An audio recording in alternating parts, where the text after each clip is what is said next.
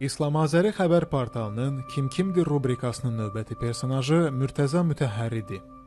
O, 1919-cu ildə İranda dindar ailədə anadan olub. 12 yaşında Məşhəddə mədrəsə təhsilinə başlayır. Daha sonra Quma köçərək 15 il ərzində dövrün böyük alimlərindən dərs alır.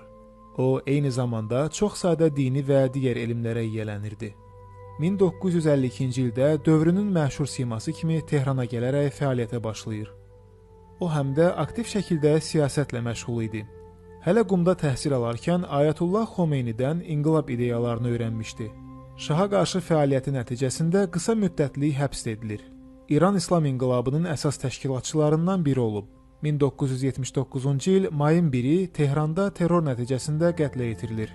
Qeyd edək ki, İslami vəhdət ideyasının tərəfdarlarından biri olmuş Mürtəza Mütəhhərinin 60 adda kitabı nəşr edilib.